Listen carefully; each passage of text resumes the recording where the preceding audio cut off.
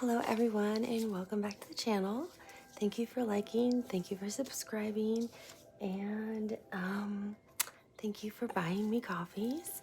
Thank you for sharing. Thank you to all of you who have emailed me for personal private readings. As you know, I do not have set prices. You pay what you can afford because it matters more to me that you actually get a personal private reading that matters to you. So what I want to do right now is talk about something that I think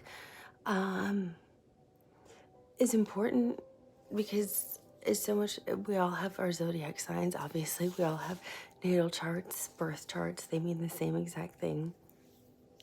So my thumbnail says, zodiac sign horoscope, and I'm gonna cover what it means when people say you can watch this for your sun sign, your moon sign, your rising sign, your north node, or your Venus placement. I'm gonna cover Mercury, Mars, and other planets in a different talk, but I don't think everyone always knows what that means. People just say it a lot of the times. And if you don't know what it means, it's like, okay, great. Because everyone knows what their sun sign is, right? But I thought it was helpful because there's actually three really important signs that make us up as a whole. And then everything else has significance. But there are three just like the number three is really important in numerology, but there are like three super signs, if you will.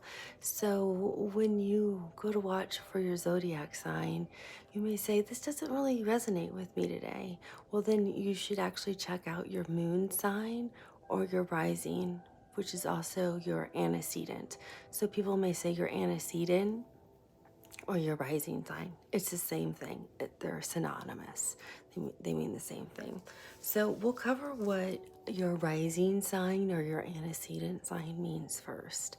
So your rising sign is basically, it's actually when, if you have, it's what in your birth chart, it's what will actually be your first house. So in a traditional birth chart, we always say Aries rules the first house because if we would set it up, Aries would be the first house traditionally because Aries starts off the zodiac sign. But if someone was gonna chart your actual birth chart, your rising sign will be your first house. And it's really the qualities that you project to people when you first meet people. People who don't know you that well, that you just, like, let's say you're at the grocery store and checking out, they're gonna see your rising sign. That's the side of you they're gonna see. People that you might just see now and then if you go get a coffee somewhere. If you are pumping gas and someone says hello when you go inside. Some people might pay at the pump, some people might go inside, but it's those casual conversations with people who just don't know you. When you first go for a job interview somewhere, of course you'll be professional, but you're not going to be your whole self. So they're actually going to see your rising sign of your personality first. So you're out shopping at the mall, and whoever you come in contact with, they're actually going to see your rising sign, which is, I think, kind of an interesting fun fact. And it's a major aspect of you. So those are always important things sometimes to watch in terms of your horoscope and what you're looking for when you're looking at your zodiac signs, because that may resonate with you more than your sun sign sometimes. And sometimes it's more relevant to what you're looking for. If you're applying for a new job and you're going for a job interview, you may want to watch what your rising signs are saying than your sun sign, and especially not your moon sign. But what's really interesting is, and this is dependent on what your rising sign is, not your sun sign. So if your rising sign is a fire sign, people who don't know you that well will say, so let's say you go to a party. It could just be like someone in the United States, the Super Bowl, or in the other parts of the world, it could be a big soccer game or football game, like for FIFA, because I know it's called football in Europe and in South America and other parts of the world. But let's say you go to a big game for, football or soccer match, right? Or some big sporting event, where you don't know a lot of people, but you might have a couple friends there, so everyone's watching the game. So if you're a fire sign that's rising, people might say you're really extroverted or brash. I took notes because I found this part interesting. This was something I did not know. If you are, so this is also in a situation where you don't know people as well. If you're a water sign, of course, also aligns with how these signs are, but people will perceive you this way, or if you're in a situation trying to deal with something. If you're a water sign that's rising, people will view you as emotional, or you may feel the need to want to connect with people. If you're an air sign, you'll be inquisitive, or have a need to understand what's happening or what's going on. So in the United States, people always have Super Bowl parties. It's always in February, so I'm using Super Bowl as an example. So if you're a rising air sign and you don't know a lot about football and the NFL, you may ask questions to get to know people about football, or about maybe some of the different types of food that are out there, or what something about the game to get engaged, to understand, because they're inquisitive. Air is inquisitive.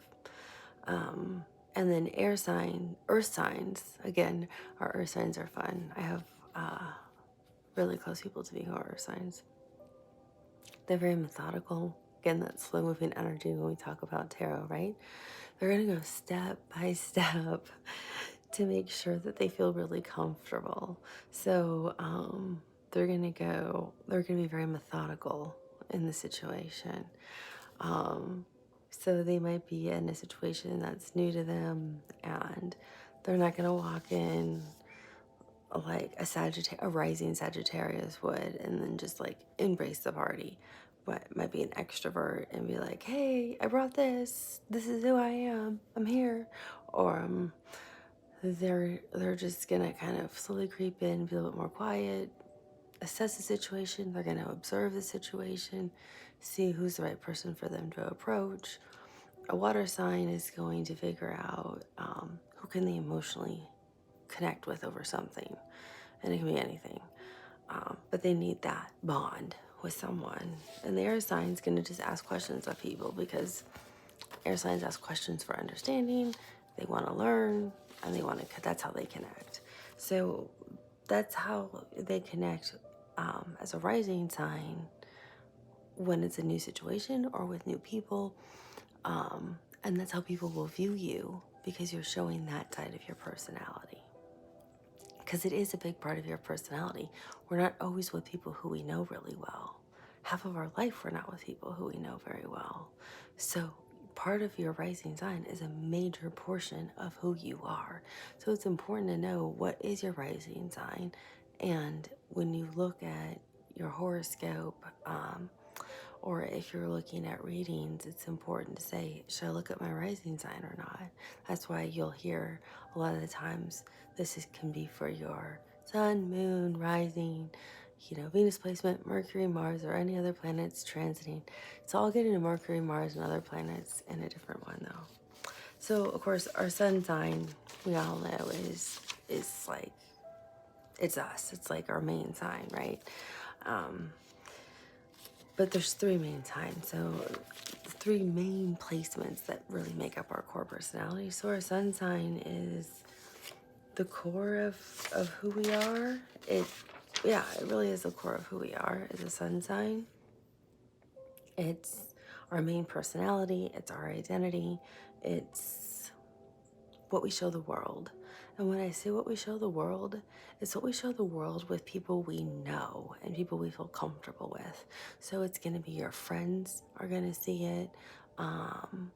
It can be friends of friends that you've seen several times and feel comfortable with now. It can be all your work colleagues. It might be the barista you've seen now many times. You're starting to let them see that side of you and not just your rising sign. And it's your life force. It's how you express yourself. Is your sun sign in general. So it's kind of the heart of who you are. Is your sun sign and the personality you show externally to everyone. So that's always a good overall glimpse of who you are. What's really important is your moon sign. That's the other third major component of who we are as people. And I more recently started to learn about the moon signs because I had no idea how important. I made notes because I didn't want to get off topic or miss some key elements. So the moon sign is so essential to who we are as people. So our moon sign is who we are emotionally. It's how we feel. It's our true desires in life. Well, think about the moon, right? In tarot, we always say the moon is fear, it's emotion, and it's intuition. So our moon sign is all of our feelings. It's all that component of our aspect in life. But we don't show our moon sign to everybody.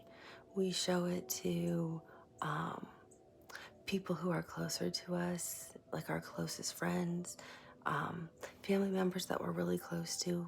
You might not be close to your parents, but you're really close to like an aunt and uncle. So whoever you are close to in family, they're going to know your moon sign. Your romantic partners are going to know your moon sign.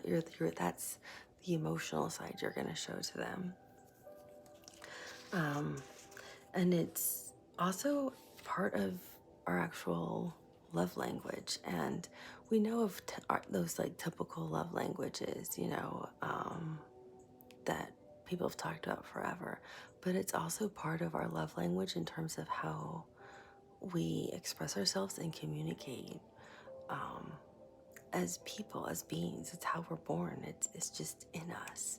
So I'll give you an example using myself, and I thought it was really interesting. The more I started looking at this, was myself as being a Cancer moon, right? So Cancer moon, so Cancer rules the fourth house, and the fourth house is responsible for family, home. It's all about caretaking. It's about being nurturing. It's about being a maternal figure. Remember, Cancer's a water sign. It also has a unique view on domestic perspectives, partnerships. But overall, it's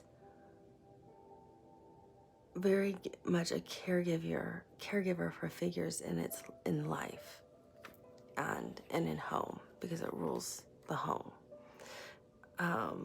So being a Cancer moon, they're actually known, a Cancer moon in zodiac is actually known as the mother of the zodiac signs. So if you're a Cancer moon, and this is relevant to any of you watching who are Cancer moons, you're known as being emotionally the most nurturing, the most, doesn't mean like motherly.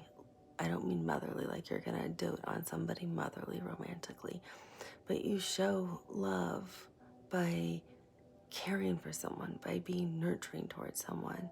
So if you are dating someone or in a romantic connection with someone, you care, and you'll show that by buying the cough drops for them if they're sick, or you want your home taken care of for them if they're sick. If you want to make sure their medicine's picked up, so you might pick it up for them from the pharmacy. You might get them a humidifier because you think they need a humidifier to help them with their cough and throat. And of course, I've obviously been sick, so I'm thinking of like sick examples. But you might think, oh, rather than sending a text, why don't I leave a little written note to express my gratitude for what a great day they took me on over the weekend? They might appreciate that. So it's very nurturing, it's very loving, it shows things that way. And you're not scared to express your emotions. Water signs are not afraid to express their emotions, but a Cancer moon will always express their emotions in any way. Good or bad, they feel expressing your emotions are important, and they also feel if you don't express your emotions, how are people going to understand how you're feeling? So if any of you recently saw the pick a card reading I did, I think it was the pick a card for no contact. Yes, it was no contact. And I was, and they'll cry. Cancer moons will cry if they're happy and if they're sad. If they're just moved, Cancer moons do not mind crying. So they show emotions no matter what. But I felt the emotion so strongly from one of the piles that I ended up tearing up. I mean, you can literally, I ended up getting teary-eyed, my eyes turned red, and I ended up crying from the emotions I could feel from this person and what they were communicating to the pile. And that's a Cancer moon. So I apologize because I usually try to withhold. I try to be very objective. I don't hold back what when I do readings, I don't hold back what I'm getting, but I try to be objective and withhold the emotions. But they were so overwhelming, I couldn't withhold what I could literally feel them, and it became so much. I couldn't withhold it anymore. So that's what a Cancer moon's like. So your moon sign is exactly how you express and feel. And a lot of the times it's interesting when you look at your birth chart for the synastry, which means like the connection, especially for a moon sign, how you are with the person that you're connected with, the person you're dating or your partner, because you want to be the right compatibility. Like a Cancer moon and a Cancer moon would be pretty intense. So a Cancer moon would do really well with a different type of moon sign. They wouldn't do well with another Cancer moon sign. So that kind of synastry is really interesting to look at in terms of dynamics like that. But when you're looking at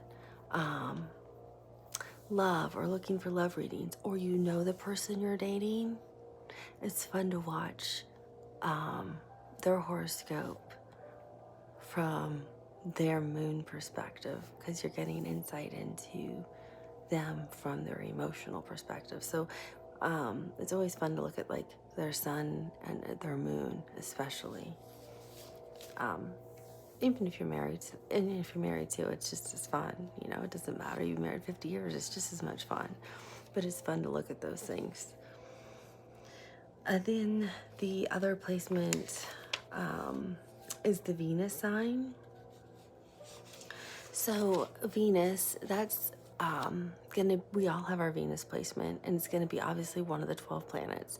So you want to look at where your Venus placement is, and in which house, and which planet, because it's gonna tell you about how you date, how you interact. It tells you how you attract people and why they're attracted to you. So it's really kind of interesting. It's all about how you approach dating, how you approach romance, how you approach beauty, how you approach love, because that's what Venus is, right? And it tells you about things that you're compatible with. But you need to know what planet you have in Venus, and then you need to know where it is and in what house, because that'll tell you, because the planet that I have for Venus is not in the house that I also have, that it rules. So you also want to look at what house it's in, because it'll tell you a lot, and it's really interesting. But it's all about how you're attracted to people and how you date and approach dating and romance. So you need to know what house it's in and what planet is ruling Venus. And so that'll tell you a lot of things too. So that's why people will say, especially when you're like looking at love readings. So if you're watching like single love readings or romantic connections for, and I'm going to say Cancer because I'm talking about being a Cancer moon, you would want to look at that if you're a Cancer moon or if you have a Venus placement in Cancer, because that'll tell you about what's going on. Or if the person, if it's for like single, or if the person you're dating and it's about being in a connection is a Cancer moon, you would also want to watch. Let's say the person you're dating is a Scorpio moon, or you would then want to watch what a Scorpio moon connection was looking, because then it'd tell you what their reading might say. So it'll tell you what's going on with them currently, because that's how they are emotionally in a relationship. And if you know their Venus placement, you can also look at that too. But the moon is really important, because the three major ones are that rising, the sun, and the moon. And then the other one I wanted to mention is the north node, because you hear north node a lot, or at least I hear it a lot when I watch other people, or I'm looking like horoscopes for on other YouTube channels. People say, oh, you can also watch this for your north node placement. So your north node is a part of what is part of your life purpose, part of your destiny, part of what you're supposed to learn, right? It embodies that power you're supposed to step into. So if you know what your north node is, it tells you that energy, what you're supposed to learn.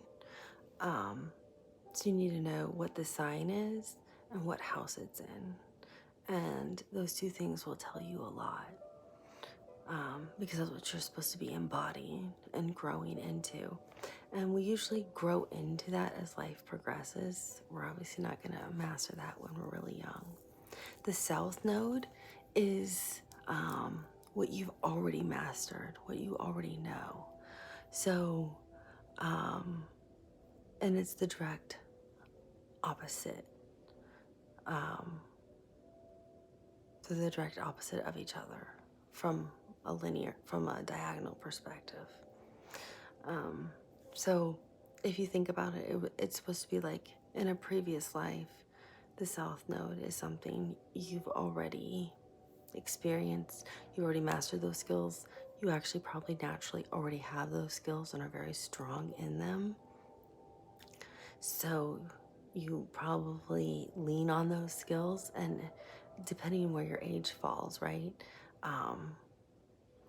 The younger you are, like if you're in your 20s, I would say probably like 18 to maybe even early 30s, mid 30s, you might be leaning still in your south node, where you're still doing whatever your south node really is, because that's your strength, that's what you understand, that's what you know, it's your strong suit. It's more late 30s or even your 40s onward, maybe even 50 onward. You starting to grow into this north node, and because you're learning lessons and you're understanding more, and you're starting to grasp what you're supposed to be becoming.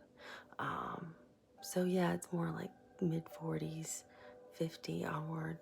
But it depends too. Some of us are older souls, have been on journeys longer than others. So, I'm just trying to give a general time frame here. Take it as it resonates. If you don't believe in past lives, that's okay too. Take it as it applies, right? But then that would just mean South Node is a skill set you just naturally have. North Node is something that is a skill you should develop and probably grow into as an adult and master. It's the same kind of philosophy.